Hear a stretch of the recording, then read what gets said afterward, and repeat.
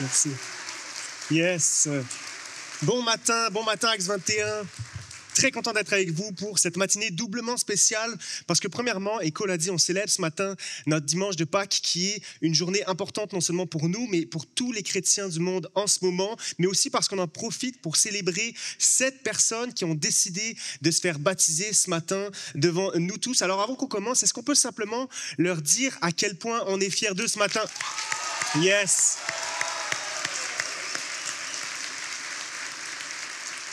Et si tu ne me connais pas encore, mon nom c'est Nathan, je fais partie de l'équipe pastorale ici à Acts 21. C'est mon plaisir ce matin d'apporter un court message parce qu'on veut aussi et surtout prendre le temps d'écouter les vidéos, témoignages. Mais avant de leur laisser la place, j'avais simplement à cœur de vous partager une histoire. Ou en tout cas, une petite partie d'une histoire qui est non seulement belle, mais qui aussi et surtout centrale au christianisme. C'est l'histoire de la résurrection de Jésus. C'est ce qu'on célèbre le dimanche de Pâques. Jésus qui, le vendredi saint, est mort sur la croix, placé au tombeau, va finalement 3 jours plus tard sortir de sa tombe. Et ce qui est particulier avec cette histoire qui s'est passée il y a plus de 2000 ans, cette histoire qui raconte l'exécution, la mise au tombeau, puis la résurrection d'un homme appelé Jésus, était dès le début vouée à disparaître parce qu'elle était attaquée, elle était sous la menace des 3 grandes entités de l'époque. Les Juifs qui voyaient en ce Jésus-là le plus grand blasphème, le plus grand mensonge de la société. Les Grecs dont la philosophie était en contradiction profonde avec la sagesse et les idées chrétiennes. Et finalement, l'Empire romain qui voyait dans le christianisme une réelle menace politique pour leur empire. Ces 3 entités-là ont tout fait dès le début pour faire disparaître, pour étouffer cette histoire. Et pourtant, de ce petit groupe de disciples, qu'on va appeler les premiers chrétiens, sur le point de disparaître. On se retrouve ce matin, 2000 ans plus tard, avec plus de 2 milliards de personnes qui, en ce moment, célèbrent cette histoire de la résurrection. C'est littéralement l'événement le plus significatif, le plus impactant de l'histoire de l'humanité. Sa mort et sa résurrection ont marqué l'histoire comme aucun autre événement dans ce monde. Je me souviens quand j'étais à Londres pour un voyage scolaire au secondaire, j'ai eu la chance de visiter, peut-être que vous connaissez le Big Ben qui est la plus grande ou en tout cas la plus connue des horloges du monde qui se voit de à peu près partout dans la ville de Londres. Et on entend cette cloche-là sonner d'à peu près toute la ville. Et cette cloche-là, lorsqu'elle sonne, toutes ces cloches-là, lorsqu'elles sonnent ensemble, font un son très particulier. C'est la suite de 4 notes qui ont été reprises de l'œuvre musicale de George Handel qui s'appelle Le Messie. Et ces 4 notes-là, c'est le moment précis où ce chant, cet hymne va dire « Je sais que mon Rédempteur est vivant et ressuscité ». C'est-à-dire que les Londoniens règlent leur journée, rythment leur vie sans cesse au son et à l'annonce du fait que Jésus est ressuscité. Et je ne sais pas si là-bas ils ont conscience de ça. Mais c'est une vérité qui nous concerne absolument tous, qui concerne chaque chrétien sur terre, parce que les chrétiens aujourd'hui rythment encore leur vie au son de cette histoire, qui est celle de Jésus mort et ressuscité.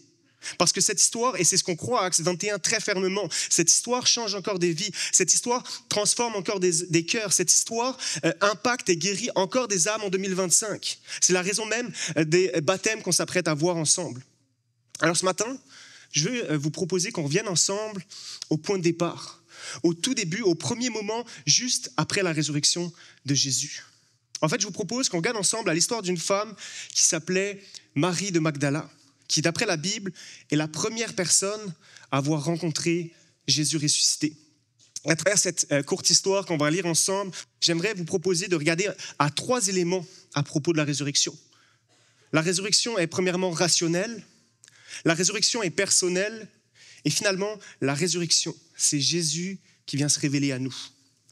Alors on lit ensemble dans Jean 20, au premier verset. Le dimanche, Marie de Magdala se rendit au tombeau de bon matin, alors qu'il faisait encore sombre, et elle vit que la pierre avait été enlevée de l'entrée du tombeau. Elle courut trouver Simon-Pierre et l'autre disciple que Jésus aimait et leur dit « Ils ont enlevé le Seigneur du tombeau, et nous ne savons pas où ils l'ont mis. » Pierre et l'autre disciple sortirent donc et allèrent eux aussi au tombeau. Ils couraient tous les 2 ensemble, l'autre disciple courut plus vite que Pierre et arriva le.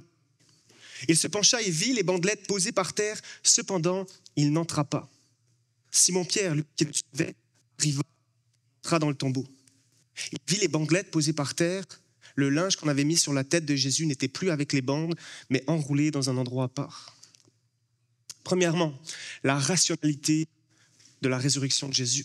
On sait à ce moment-là de l'histoire que Marie de Magdala a été témoin de la crucifixion de Jésus, de l'homme qui a complètement changé sa vie, de l'homme qu'elle a suivi et servi pendant 3 années d'affilée. Et c'est pour ça que 3 jours après sa mort, 3 jours après sa mise au tombeau, elle décide d'aller le voir, d'aller voir sa dépouille. Mais alors qu'elle va s'y rendre, elle va voir que le tombeau est vide et va accourir vers Pierre pour le lui raconter. Et finalement, Pierre lui aussi va s'y rendre avec un autre disciple qu'on pense être Jean, l'auteur de cet épître. Et on lit que Pierre est entré et a vu le tombeau vide. Et si on regarde ici au mot que l'auteur utilise, le mot grec pour dire que Pierre a vu, c'est pas juste le verbe voir, mais c'est le mot théoréo. D'où provient le mot théorie? Parce que ce que l'auteur essaie de dire ici dans ce passage, c'est que Pierre n'a pas juste vu, n'a pas juste observé. Il est allé à la recherche d'une explication. Il regardait pour comprendre et pour trouver des éléments rationnels, pour établir une théorie. Il étudiait les preuves. Il cherchait à comprendre et s'est sûrement demandé comment ça se fait que le linge qui enveloppait Jésus était désormais plié et déposé là où aurait dû être le corps. Si quelqu'un avait vraiment volé le corps de Jésus, pourquoi est-ce qu'il aurait pris le temps de le dévêtir, d'enlever les tissus et de les plier là et les déposer proprement? C'est ce que Pierre est sûrement en train d'analyser en ce moment, parce qu'il est rationnel comme toi et moi, et que quand il voit quelque chose qui ne fait pas de sens à première vue, il cherche d'abord une explication. Il veut comprendre rationnellement. Et pourquoi est-ce que je souligne ce détail? Pourquoi est-ce que ce matin je vous parle de rationalité? Parce qu'aujourd'hui, beaucoup pensent que les chrétiens sont des personnes qui ont juste un jour décidé de croire au-delà de toute rationalité, au-delà de tout sens logique. Beaucoup croient qu'il y a dans la vie les gens rationnels, factuels, qui se basent sur des faits, sur la science, et de l'autre côté, qu'il y a les chrétiens, qui sont des personnes qui ont décidé de croire des choses qui ne font pas vraiment de sens, qui n'ont pas vraiment de logique. Mais si on regarde à notre histoire de ce matin, même à la suite de l'histoire après ça, on voit que ça a pris plusieurs évidences, plusieurs preuves avant que les premiers disciples commencent à croire réellement à la résurrection. Parce que les premiers disciples n'ont pas juste cru en constatant l'absence du corps de Jésus. Et c'est comme ça que la foi chrétienne doit fonctionner. Elle ne peut pas être en conflit avec notre raisonnement. En fait, elle se base même sur un socle de rationalité. Oui, la foi chrétienne, c'est évidemment plus que le raisonnement, plus que l'intellect, plus que la pensée, mais ça en prend quand même. Et on pourrait se dire que les premiers disciples, eux au moins, avaient des éléments à étudier, des preuves qu'ils pouvaient trouver. Mais nous, aujourd'hui, 2000 ans après, qu'est-ce qui nous reste pour considérer que Jésus est bel et bien ressuscité, que la résurrection est une histoire vraie? Et il y en a plusieurs qu'on pourrait ouvrir, qu'on pourrait étudier ce matin, mais je veux juste prendre le temps d'en citer 2 qu'on retrouve dans notre texte. Et la première, c'est Marie de Magdala elle-même. Celsus était un philosophe grec qui, dès le IIe siècle, détestait le christianisme. En fait, ça a été le premier philosophe à écrire tout un ouvrage pour attaquer intellectuellement le christianisme, qui s'appelle littéralement « Discours véritable contre les chrétiens ». Son but, c'était, à travers tout un ouvrage de plusieurs volumes, de démontrer à quel point tout ça ne faisait aucun sens. Et un des éléments, une des avenues principales qu'il va utiliser pour discréditer la foi chrétienne, c'était Marie de Magdala elle-même. Voici ce qu'il a écrit. « Comment peut-on s'attendre à ce que des hommes rationnels écoutent le témoignage d'une femme hystérique ?» Et on est d'accord que ça serait choquant aujourd'hui d'écrire ça, mais à son époque, ça ne l'était pas parce qu'il vivait dans une période où le statut des femmes n'était pas du tout le même qu'aujourd'hui. Et malgré cette société presque misogyne, chacun des 4 évangiles, Matthieu, Marc, Luc et Jean, nous disent clairement que les premiers témoins de Jésus ressuscité étaient des femmes. Donc l'argument qu'utilise Celsus ici était forcément attendu parce qu'à cette époque, baser toute une histoire sur le témoignage d'une femme ou plusieurs femmes, ça faisait aucun sens. C'était comme le talon d'Achille du mouvement chrétien du 1er siècle. Plusieurs disaient comment est-ce qu'on pourrait croire à cette histoire alors que ce sont des femmes qui l'ont racontée. Sauf qu'avec le temps, c'est petit à petit devenu un élément de rationalité. Parce que plusieurs historiens plus tard vont admettre que si tu devais inventer de toutes pièces, si tu devais créer l'histoire de la résurrection, jamais tu ne la commencerais en mettant une femme comme première témoin. Ça serait de loin la moins bonne stratégie pour essayer de faire croire à ton invention. Alors la seule raison historique plausible à propos de pourquoi les femmes sont mentionnées comme les premières témoins, c'est que ce n'était peut-être pas une histoire inventée. Qu'elle a peut-être été écrite, pas pour que tous y croient, mais simplement qu'elle est bel et bien vraie, que les auteurs ont simplement exposé des faits réels sans vouloir les embellir, sans vouloir les transformer pour que tous y adhèrent. Entre 15 et 20 ans après cet épisode-là, l'apôtre Paul va écrire une lettre à l'église de Corinthe et voici ce qu'il va dire. « Je vous ai transmis avant tout le message que j'avais moi aussi reçu. Christ est mort pour nos péchés conformément aux Écritures. Il a été enseveli et il est ressuscité le 3e jour conformément aux Écritures. Ensuite, il est apparu à Céphas puis aux 12. Après cela, il est apparu à plus de 500 frères et sœurs à la fois, dont la plupart sont encore vivants. » Paul est en train de dire ici, Jésus ressuscité, ce n'est pas juste une légende, parce que c'est plusieurs centaines de personnes qui ont pu l'attester. Paul est en train de dire ici, ce n'est pas juste une personne qui l'aurait rencontré en secret puis qui aurait ensuite propagé cette histoire de bouche à oreille. Non, il est en train de dire plusieurs centaines de personnes ont vu Jésus après son exécution. En fait, c'est même arrivé qu'il y ait plus de 500 témoins en même temps, au même endroit, au même moment, qui ont rencontré ce Jésus ressuscité. Et ces gens-là sont encore vivants. Allez les voir, ils pourront vous le raconter. C'est ce que Paul écrit dans cette lettre qui est lue à voix haute comme un document public. Il est en train d'inviter ceux qui doutent à aller chercher, à vérifier par eux-mêmes. Et c'était un fait si public qu'on sait à l'époque que le roi de la région, le roi Agrippa, lui-même était au courant. On lit dans Acte 26, Paul qui va lui dire « Le roi est au courant de ces faits et c'est pourquoi je lui parle librement. Je suis convaincu qu'aucun de ces événements ne lui est échappé, car rien de cela ne s'est passé en cachette. » Paul est en train d'insister sur le caractère très public, très connu de la résurrection. Ça, c'est le premier élément. Marie et aussi les centaines d'autres témoins oculaires de la résurrection.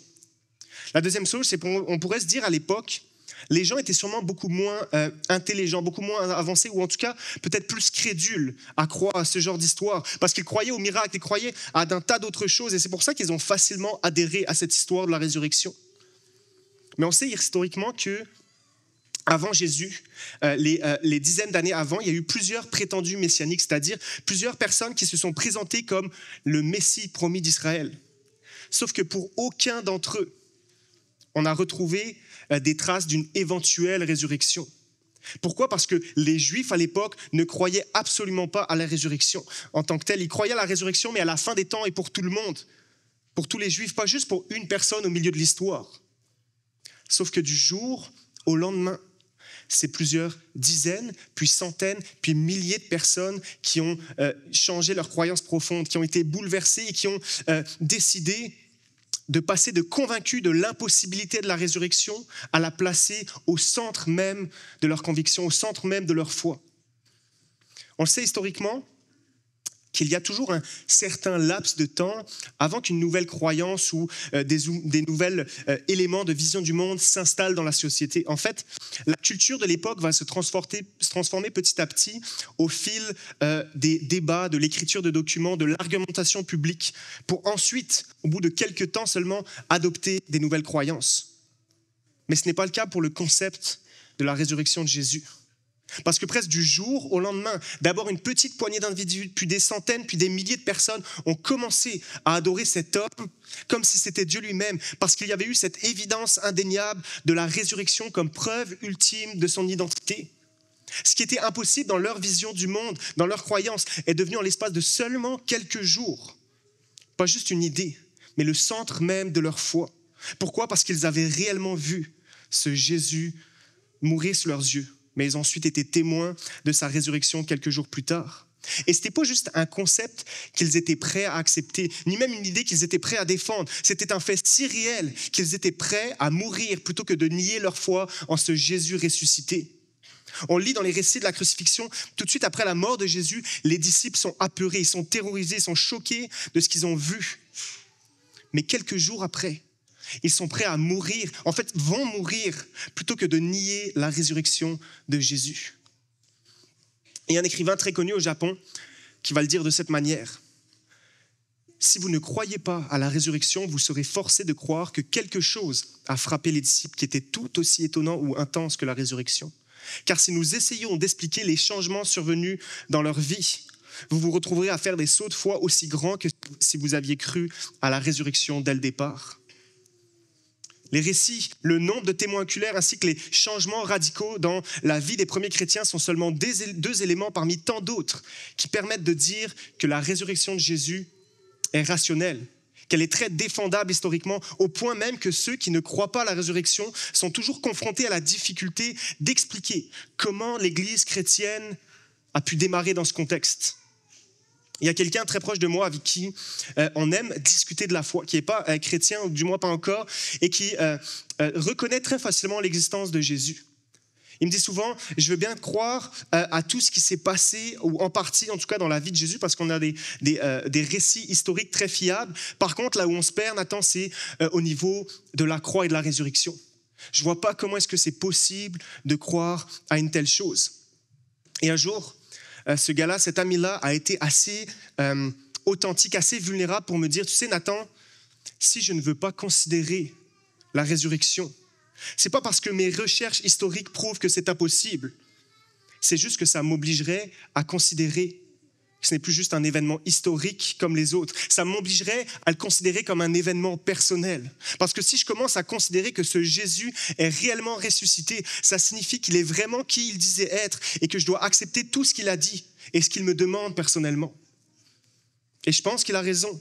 Si on considère la résurrection de Jésus comme étant vraie, alors c'est plus seulement un enjeu historique, un événement qui a vraiment eu lieu, mais ça en devient un enjeu personnel. Et c'est mon deuxième point ce matin, la résurrection est un appel personnel pour ta vie de la part de Jésus lui-même. On lit ensemble verset 14. Marie vit Jésus debout, mais elle ne savait pas que c'était lui. Jésus lui dit, « Femme, pourquoi pleures-tu? Qui cherches-tu » Pensant que c'était le jardinier, elle lui dit, « Seigneur, si c'est toi qui l'as emporté, dis-moi où tu l'as mis et j'irai le prendre. » Jésus lui dit, « Marie. » Voici comment Jésus décide de se révéler après sa résurrection. Il s'adresse à cette femme et lui dit « Marie ». On aurait peut-être pu imaginer un retour un petit peu plus fracassant de la part de quelqu'un qui vient de vaincre la mort. Il ne dit pas au monde entier « c'est moi, je suis de retour, alors maintenant écoutez-moi ». Il s'adresse à cette femme et lui dit « tu me cherchais, alors me voici ». Il s'adresse à elle par son prénom et lui dit « Marie ». C'est une question universelle qui transcende les époques, qui transcende les cultures, qui transcende tous les pays, qui peut-être qui est encore plus présente aujourd'hui qu'à n'importe quel moment dans l'histoire de l'humanité. Cette question-là, c'est « qui suis-je » On le voit aujourd'hui, la quête de mon identité est un sujet primordial qui nous obsède tous. C'est Victor Hugo qui l'a dit de cette manière, « L'homme est par nature un être qui se cherche ». Voici ce que dirait un autre philosophe. Qui suis-je? C'est non seulement la question la plus importante, mais aussi la question la plus difficile à laquelle j'aurai à répondre. Et aujourd'hui, pour nous aider à répondre à cette question-là, on nous dit, regarde à l'intérieur. Cherche en toi et tu vas pouvoir décider qui tu es. Cherche en toi et tu vas pouvoir t'affirmer, tu vas pouvoir trouver ton identité ou du moins la construire. Mais je n'ai pas vraiment besoin ce matin de vous convaincre que ça ne marche pas aussi bien que ça. Parce que, en tout cas pour moi, ce que je trouve à l'intérieur, ce n'est pas toujours aussi beau, pas toujours aussi stable, pas toujours aussi rassurant que ce que j'aimerais. En fait, plus que ça, c'est même impossible de se définir seulement par soi-même parce qu'on est des êtres sociaux et ce que les autres pensent et disent de moi va toujours venir influencer ma perception de mon identité et de ma valeur. Mais Jésus s'assoit avec cette femme et l'appelle par son prénom. Jésus est en train de donner à Marie le socle de son identité. Jésus est en train de lui dire, moi, le créateur de tout l'univers, celui qui a placé les étoiles, celui qui d'un mot peut apaiser les mers, celui qui par ses mains peut guérir les malades, celui qui vient de vaincre la mort, je te connais et je t'appelle par ton prénom. Parce que je t'aime plus que tu peux comprendre, parce que je t'aime personnellement, infiniment et éternellement. Je ne sais pas si vous connaissez l'histoire de Thomas Edison. Thomas Edison, un des plus grands scientifiques du 19e siècle, qui est notamment à l'origine de l'invention de l'ampoule et de centaines d'autres inventions qui nous bénéficient encore aujourd'hui. Et cet homme-là, lorsqu'il était enfant, un jour, on va rentrer de l'école avec une lettre de la part de ses professeurs pour sa mère. Et sa mère va ouvrir la lettre devant lui, elle va la lire et se mettre à pleurer. Et le petit Thomas va lui demander alors, maman, qu'est-ce qu'il y a écrit sur cette lettre? Et voici ce qu'elle va lui lire. Votre fils est un prodige. Cette école n'est plus adaptée à s'occuper de lui. Vous devez le faire par vous-même. Et c'est pour ça que finalement, les années qui suivirent, Thomas va être éduqué par sa mère. Sa mère va lui apprendre à compter, à lire, à écrire, à réfléchir, à créer. Et c'est que quelques années encore plus tard qu'il va devenir ce scientifique-là très reconnu, qui va inventer non seulement l'ampoule, mais aussi la pile, le télégraphe, le phonographe, la première centrale électrique, les premières caméras. En fait, cet homme est aujourd'hui considéré comme le plus grand inventeur que la Terre ait porté. Mais après la mort de sa mère, Thomas va aller fouiller dans ses affaires pour trouver une petite boîte dans laquelle sa mère avait précieusement gardé cette lettre. Et il va la lire pour découvrir qu'elle ne contenait pas les mêmes mots que sa mère lui avait lus. Voici ce qu'elle disait. « Madame, votre fils est un idiot. Il est attardé, il souffre d'une maladie mentale et nous ne voulons plus de lui à l'école. » Thomas Edison, à ce moment-là, va écrire dans son journal qu'on a encore aujourd'hui. Thomas était un enfant stupide et attardé, qui, grâce au regard de sa mère sur lui, est devenu le génie du siècle. Et ça, c'est en psychologie ce qu'on appelle l'effet Pygmalion, c'est-à-dire la façon dont je suis perçu par les autres et surtout par ceux qui sont très proches de moi va influencer non seulement qui je suis, mais aussi qui je deviens. Je ne sais pas ce matin comment est-ce que ton entourage t'a défini par le passé. Je ne sais pas même comment tu te définis toi-même. Quelle est ta perception de ta propre valeur et comment est-ce que ton identité en est impactée. Mais je sais ce que Dieu, lui, dit de toi.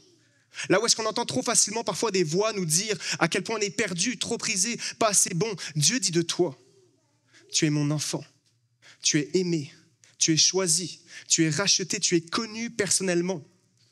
Et alors, si tu décides de croire à cette voix-là, la voix de ton propre Créateur, alors tu vas commencer à découvrir qui tu es vraiment. Parce que ce n'est pas ce que tu ressens à l'intérieur, ce n'est pas ce que les autres disent de toi qui vont déterminer ton identité. C'est ce que Jésus déclare ici sur sa vie, qui est la vérité. Et quand tu acceptes cette identité qui vient de ton propre Créateur, tu commences à avoir une base solide et stable pour ton estime de toi parce que ta valeur personnelle ne variera plus en fonction de ce que tu as fait ou de ce que tu n'as pas fait. Si Jésus te donne ton identité, ce n'est plus ton passé qui te définit, ce ne sont plus tes blessures, tes brisures, tes traumatismes qui vont dicter qui tu es et encore moins qui tu deviens. Si Jésus te dit lui-même qui tu n'es plus soumis à la comparaison ou aux étiquettes qu'on t'a collées. Si Jésus t'appelle par ton nom, ton identité ne dépend plus de tes œuvres, de ce que tu as réussi à gagner ou de ce que tu as perdu. Parce que ton identité devient stable, solide, sécure, parce qu'elle provient de celui qui t'a créé et qui t'aime parfaitement. Et c'est pour ça qu'à ce moment-là, Jésus prononce le nom de Marie pour lui dire « Marie, je veux que tu comprennes la valeur que tu as pour moi. Parce que si je suis mort et si je suis ressuscité, c'est pour toi, Marie. » Et ça, c'est valable. C'est ce qu'il dit encore à chacun d'entre nous ce matin. Je te connais par ton prénom. Si je suis venu sur terre, si j'ai accepté la croix, si j'ai vaincu la mort, c'est pas juste pour une idéologie, c'est pas juste pour un système de valeurs, c'est pas juste pour une religion, c'est pour toi. C'est pour t'avoir pour toujours avec moi. La résurrection est profondément personnelle parce que Jésus est vivant et veut te dire ce matin, si je suis ressuscité, c'est pour toi personnellement parce que je t'aime et je veux que tu le saches. En fait, exactement comme pour cette histoire de Thomas Edison, Dieu a lui aussi écrit une lettre qui parle de toi. Cette lettre-là s'appelle la Bible et voici ce qu'elle lit. Et on peut le lire notamment dans Ésaïe. Voici ce que Dieu écrit à propos de toi. Ne crains rien, car je t'ai racheté. Je t'ai appelé par ton nom. Tu es à moi. Je t'ai pour toujours gravé sur la paume de mes mains. Et ce matin, ma prière, c'est que tu puisses entendre, encore une fois ce matin, ou pour la première fois, Jésus prononcer ton prénom, comme il l'a fait avec Marie, et que tu puisses lui répondre, me voici. Parce que oui, la résurrection est historiquement rationnelle, mais elle est surtout une révélation de Jésus envers chacun d'entre nous. Et c'est mon dernier point ce matin, alors que je vais inviter les musiciens à venir me rejoindre. La résurrection, c'est la bonne nouvelle de Jésus qui vient se révéler. On lit au verset 11. Cependant, Marie se tenait dehors près du tombeau et pleurait. Tout en pleurant, elle se pencha pour regarder dans le tombeau et elle vit 2 anges habillés de blanc assis à la place où ils avaient été couchés le corps de Jésus, l'un à la tête et l'autre aux pieds. Et lui dirent, « Femme, pourquoi pleures-tu » Elle leur répondit, « Parce qu'ils ont enlevé mon Seigneur et je ne sais pas où ils l'ont mis. » En disant cela, elle se retourna et vit Jésus. Mais elle ne savait pas que c'était lui. Jésus lui dit, « Femme, pourquoi pleures-tu? Qui cherches-tu » Marie de Magdala est une personne admirable dans bien des domaines et on peut le lire dans les récits des évangiles. Elle aime Jésus de tout son cœur, mais on voit ici dans le texte que sa compréhension de Jésus est trop étroite, trop petite. Oui, elle pleure peut-être parce qu'elle aime Jésus de tout son cœur, mais à ce moment-là, elle cherche un Jésus mort. Elle cherche un Jésus qui, sa vision du monde, que ses croyances, que sa culture lui permettent de chercher, c'est-à-dire un Jésus qui a été crucifié, qu'elle a vu mourir, donc forcément un Jésus qui est encore mort. Marie était dévouée à Jésus, elle l'a servi de tout son cœur, elle a vu ses œuvres et elle a même entendu dire « je vais mourir et je vais ressusciter ». Mais sa foi ne lui a pas permis de voir que Jésus était bel et bien ressuscité. Donc, c'est Jésus qui va se révéler à elle. Et c'est parce que Jésus, et c'est particulier parce qu'à ce moment-là, Jésus ne va pas se révéler comme un super-héros qui a vaincu la mort au milieu d'un stade, sous les feux des projecteurs, acclamé par une foule immense, comme tous les héros de ce monde pourraient faire. Jésus revient avec douceur, s'installe à côté de Marie et lui dit « Pourquoi pleures-tu ? Peux-tu me décrire cette personne que tu cherches ?» La manière dont Jésus se révèle à Marie est en quelque sorte un résumé de tout le message de la Bible. Et alors que je suis dans ma conclusion et je vais inviter les musiciens à me rejoindre, mais premièrement, on sait à quel point Marie n'aurait jamais pu trouver ou reconnaître Jésus si ce n'est pas lui qui était premièrement venu à sa rencontre. Elle ne l'aurait jamais trouvé à moins qu'il ne vienne et se révèle à elle. Et c'est la même chose encore aujourd'hui pour chacun d'entre nous. La foi humaine est littéralement impossible si ce n'est pas Jésus lui-même qui vient à nous et à notre rencontre premièrement et personnellement. En fait, c'est toujours Jésus qui vient ouvrir nos yeux spirituels, c'est toujours Jésus qui vient percuter notre raisonnement, c'est toujours Jésus qui vient toquer à la porte de notre cœur, c'est toujours Jésus qui fait ce premier pas vers chacun d'entre nous. Voici ce qu'un pasteur et auteur va dire, nous ne trouvons pas Jésus, c'est toujours lui qui nous trouve. Sa présence n'est jamais une découverte, toujours une révélation. C'est ce qui se passe un petit peu quand un adulte joue à la cachette ou à cache-cache avec ses enfants. Les parents, vous le savez très bien, quand c'est à ton tour de te cacher, tu pourrais faire en sorte que ton fils ou ta fille ne te retrouve jamais. Mais tu pourrais le faire, et j'espère que ce n'est pas ce que tu fais, mais tu pourrais parce qu'à un certain âge, tes enfants sont trop limités intellectuellement ou dans leurs capacités, dans leurs efforts. Alors, si tu es un bon père, alors si tu es une bonne mère, tu vas décider de te laisser découvrir par eux. Et de la même manière avec nous, nous ne pouvons pas trouver Dieu. C'est lui qui choisit de se révéler à nous. Sa présence est toujours une révélation dans nos vies, jamais une découverte. C.S. Lewis l'a écrit de cette manière. Dieu ne se contente pas de créer le monde et de le laisser à lui-même, mais il se révèle continuellement à travers sa création, à travers sa parole et à travers son esprit, invitant chacun de nous à le connaître et à l'aimer. Et ça, c'est une partie centrale du message du christianisme. Et l'histoire de Marie nous le montre, et le reste de la Bible aussi.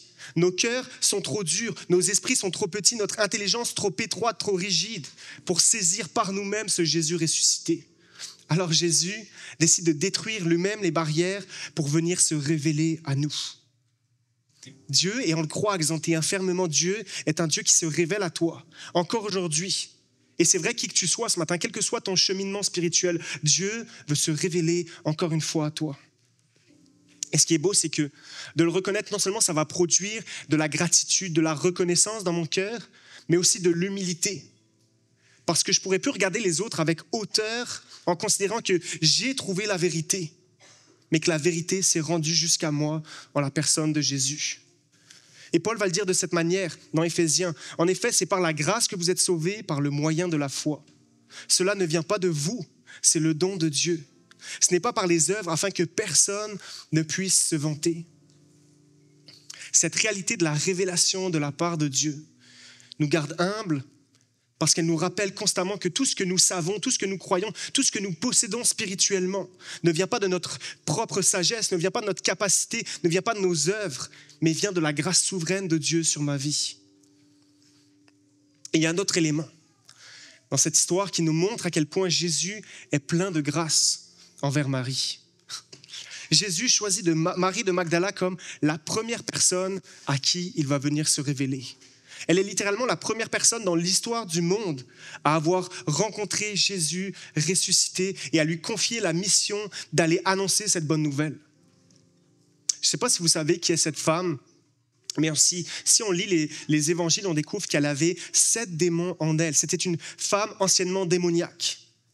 Et on n'a pas trop de détails sur cette partie-là de sa vie, mais si on lit le reste des récits bibliques, on voit que, à plusieurs égards, la vie de quelqu'un de possédé était horrible. C'était des gens qui erraient, qui étaient pauvres, qui parlaient seuls, qui criaient, qui entendaient des voix, qui étaient souvent incontrôlables, donc ils étaient poussés à l'extérieur de la ville. C'était des sans-abri qui étaient livrés à eux-mêmes. Et non seulement dans cette culture masculine, Jésus ne choisit non pas un homme, mais une femme, mais en plus, il choisit une femme dont le passé est lourd et misérable. Il ne choisit pas un pilier de la société, il ne choisit pas parmi les élites religieuses, il ne choisit pas quelqu'un qui a réussi dans la vie et qui possède une forme de crédibilité. Il choisit Marie de Magdala. Jésus dit ici à Marie, je me révèle à toi personnellement et je te choisis comme ma messagère. Jésus est en train de dire, je ne te choisis pas sur la base de ta lignée familiale, je ne te choisis pas pour tes accomplissements, pour tes œuvres, je ne te sauve pas à cause de ta moralité, je ne te sauve pas à cause de ton passé sans défaut. Je ne te sauve pas parce que tu m'as présenté un beau dossier. Si je me révèle à toi, ce n'est pas par tes œuvres, mais c'est par la mienne à la croix. Je ne vous connais pas ce matin. Pas tous. Je ne sais pas quel est votre passé. Je ne sais pas ce que vous portez comme blessure ou les blessures que vous avez pu infliger autour de vous. Je ne connais pas vos combats, je ne connais pas vos luttes, je ne connais pas vos pensées, mais je sais une chose, en fait 2, à propos de toi, à propos de chacun d'entre nous. C'est que comme moi, tu es imparfait. Tu portes des cicatrices en toi. Peut-être même que tu en as infligé à d'autres autour de toi. Tu as des périodes de lutte, tu vis avec des pensées que tu n'oserais même pas avouer aux personnes les plus proches de toi. Il y a des schémas de vie, il y a des pensées, il y a des habitudes mauvaises parce que comme moi, tu es imparfait. Mais je sais autre chose, c'est que Jésus peut et Jésus veut se révéler à toi, indépendamment de ce que tu as fait ou pas fait, indépendamment d'à quel point tu as été imparfait ou même rebelle contre lui. Et c'est la raison pour laquelle Jésus va mourir 3 jours auparavant, pour se présenter à Dieu comme le paiement ultime à notre place. Voici ce qu'on lit dans Isaïe 53 qui annonçait plusieurs centaines d'années auparavant ce que Jésus allait accomplir sur la croix. Pourtant, ce sont nos souffrances qu'il a portées, c'est de nos douleurs qu'il s'est chargé.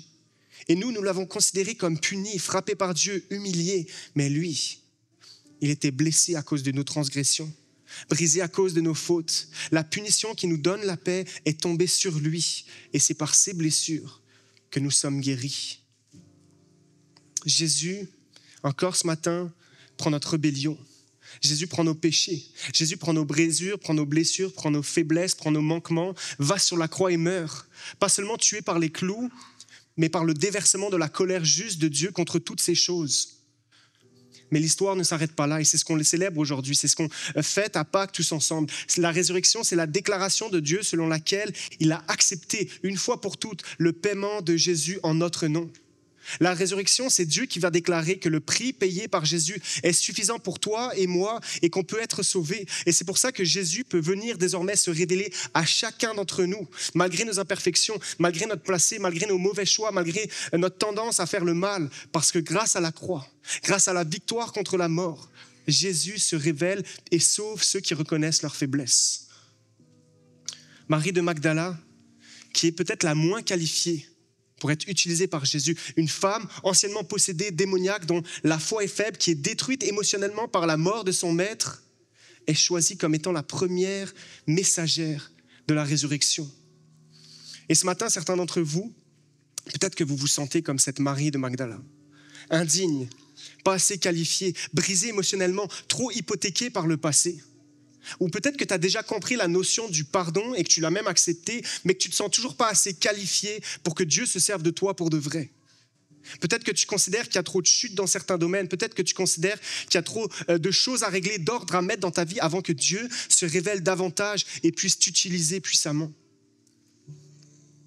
Je vous parlais un petit peu plus tôt de Thomas Edison, qui est l'homme à l'origine de l'invention de la première ampoule à incandescence.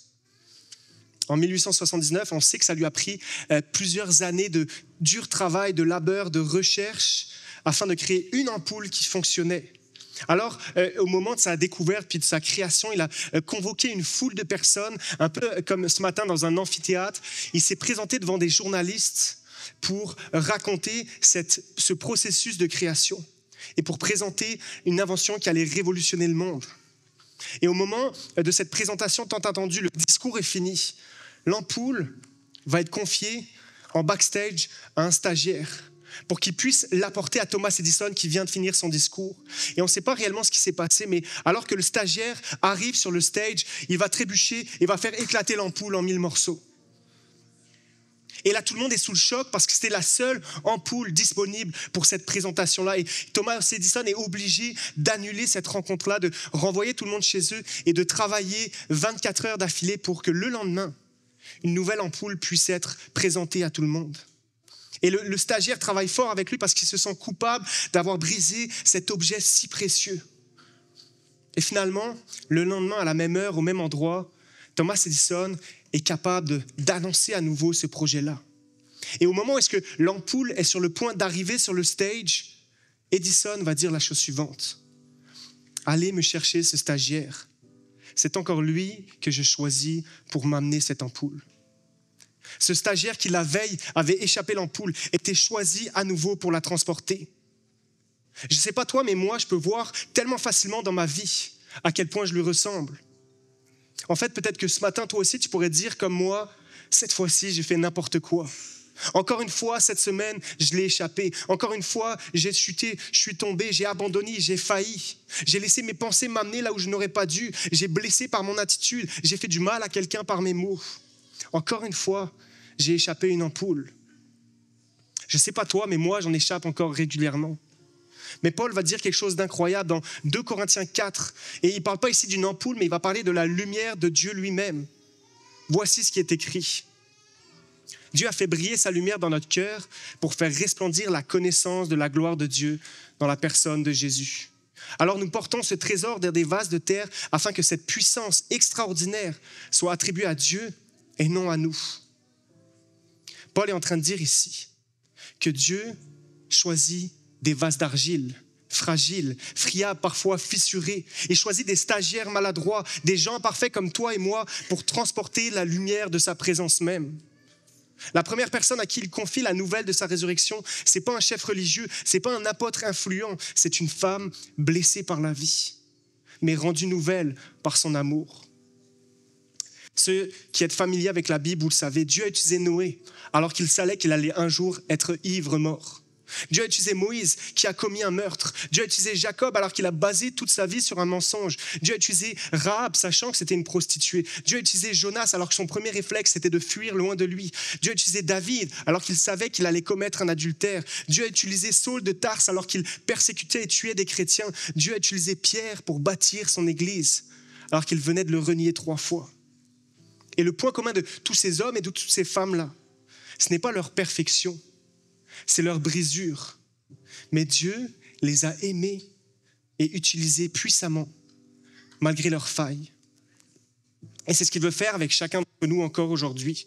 Ce que Jésus fait avec Marie, c'est ce qu'il veut faire avec toi et moi. Il veut prendre une histoire brisée, abîmée, parfois méprisée, et en faire le point de départ d'un message d'espoir. Non seulement Dieu nous pardonne, mais il nous qualifie, il nous appelle à le servir en plaçant en nous son esprit. Comme Marie de Magdala, comme ce stagiaire maladroit, malgré tes erreurs, malgré tes doutes, malgré ton passé, tu es appelé par Jésus. Parce que Dieu ne cherche pas des gens parfaits, il cherche des cœurs disponibles dans lesquels il va pouvoir venir habiter. Jésus ne choisit pas à cause de ta performance, mais à cause de la sienne à la croix. Et c'est ce qu'on célèbre à Pâques. Voici la bonne nouvelle de Pâques. Jésus, par sa mort, nous pardonne, mais par sa résurrection, nous transforme. Jésus, par sa mort, nous pardonne, mais par sa résurrection, nous transforme encore aujourd'hui. Parce que la résurrection de Jésus, sa victoire sur la mort, c'est l'assurance que nous aussi, pour nous aussi, un nouveau départ est possible. La résurrection ne nous donne pas seulement une espérance pour l'avenir, elle nous donne aujourd'hui le pouvoir de vivre différemment.